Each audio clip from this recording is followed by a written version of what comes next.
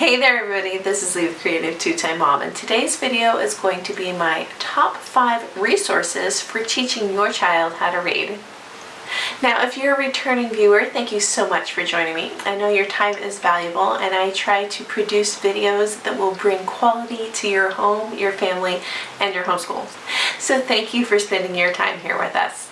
And if you're new to Creative2xmom, this channel is all about family, books, parenting, homeschool, and thriving in the day-to-day. And I like to say, if you are looking for the perfect homeschool, this is not it. But if you're looking for real-life advice, I hope you'll stick around. Now, today's video is part of a collaboration that is being hosted by Ingrid at Mommy and Mia Homeschool Chronicles. I'm going to link her channel down below as well as the playlist. And we're going to be sharing our top 5 resources for teaching reading. When I was a new mom, teaching my child how to read was probably the most intimidating part of homeschooling. In fact, I think it's probably what stopped me from homeschooling in the first place. I have a credential, but my credential is in secondary education. And I remember all my friends that were getting their elementary school credentials, they had to go through special reading classes, they had to take tests to make sure that they knew how to teach the content. And while I think that's all valuable, it made it very intimidating for me as a parent to try to teach my child how to read. I was super intimidated by the whole process. But my oldest very early on wanted to learn how to read, and I could tell that he was ready. He was already trying to sound out words, asking a lot of questions about letters. I was trying to prepare him for kindergarten, and the preschool teacher was telling me he's ready to do this. And so I did quite a bit of research, and we embarked on this journey of, okay, can we do this? And luckily, he was a really willing participant. He really was ready to read. And I think that is something that you have to gauge with your child is, are they eager? Are they excited about reading? We made read alouds a really big part of our family culture. So when my oldest was that age, he was already excited about books. He was already excited about learning new worlds and learning new characters, and he was primed and ready to read. I think that was a huge part of what made this journey so easy for us, is that we kind of paved the way, that books were just a really big part of our family culture. So I, like all good moms, did my research, wanted the absolute best, and what I found that really worked really well for us was a book called Teach Your Child to Read in 100 Easy Lessons. Now, if you have been around early education for any amount of time, you've probably seen this book. People either love it or hate it, but I will tell you from experience with my 3 kids, it has worked well for all 3 of them. Now, I have the training of a teacher, so I know to kind of pick and choose things that are going to work for you and things that aren't going to work for you. We didn't do the entire book. We didn't do every part of every lesson.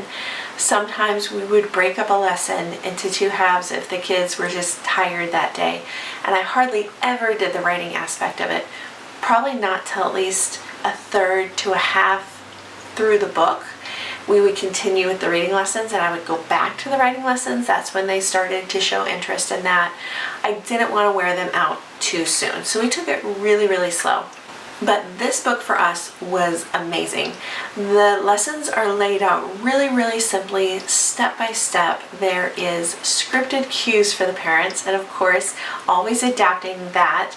The language does not fit every relationship. It's not always natural to say what is scripted in the book, but it's a great place to start when you're unsure about how to go about teaching.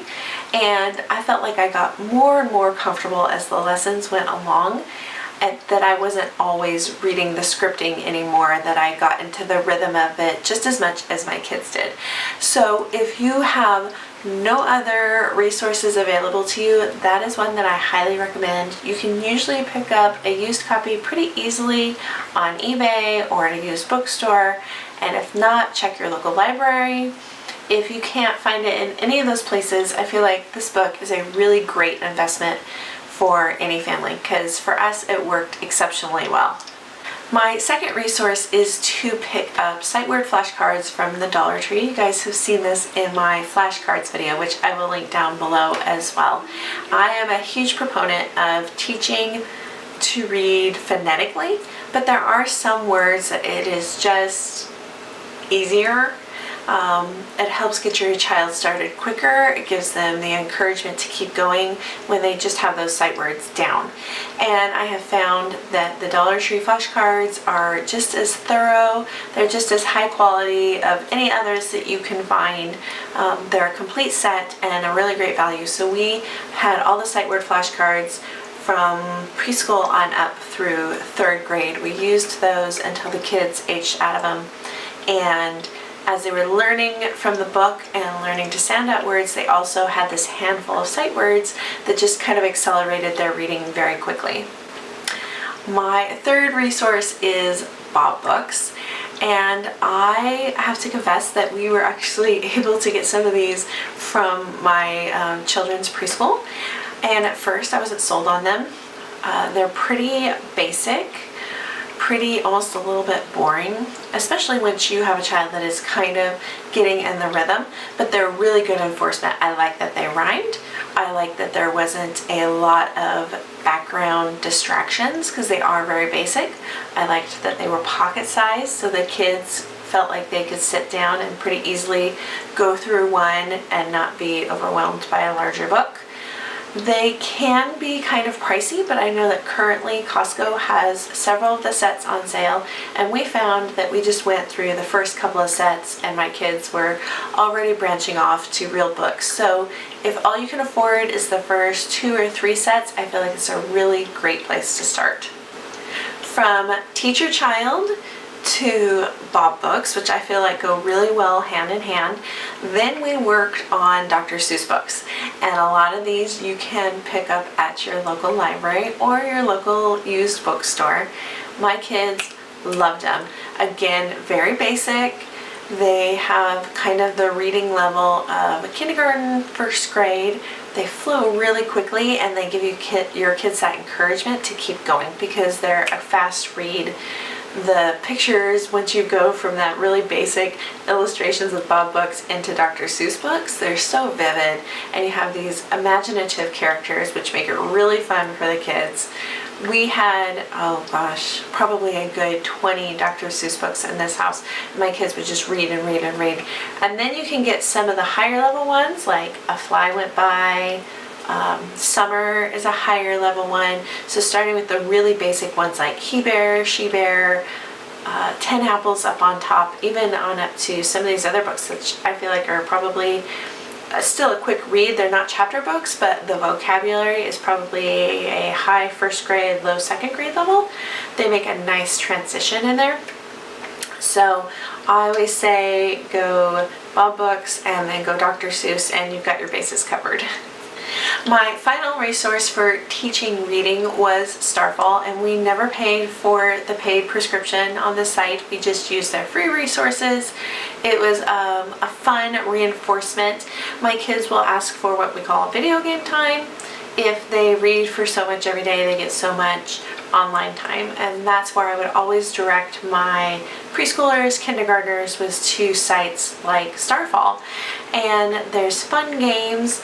You don't get access to all the programs, but I felt like what you did get access to on just the free non-paid subscription was plenty of reinforcement, good ideas, lots of fun. So you're not just doing a reading lesson with your child every day, you're not just having them sound out words, but now they're also getting the reinforcement in a game mode and they don't even know that they're learning.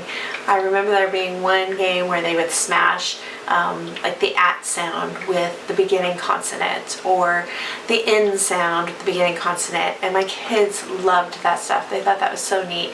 Another resource to check out would be abcia.com. They have a lot of good reading programs, but we primarily stuck with Starfall at the early ages, and my kids just had a great time with that, and we never ran out of material to work with on that site.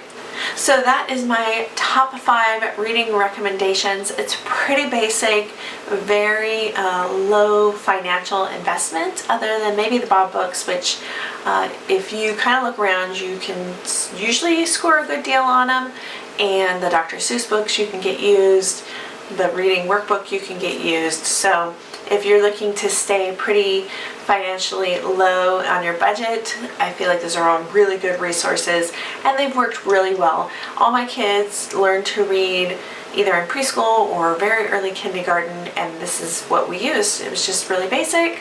We took about 20 minutes a day, usually when younger siblings were napping, and we would just go somewhere quiet. So I guess my 6th resource, if I were to suggest anything else, would be just a quiet space with mom, no distractions, because that's been the best part, is just that one-on-one time with the kids. So leave me a comment down below. Where is your child at? Are they reading? Are they pre-reading? Are they transitioning into chapter books? What sort of things are you loving to read in your home? I hope you guys enjoyed this video, and we'll see you next time. Bye guys.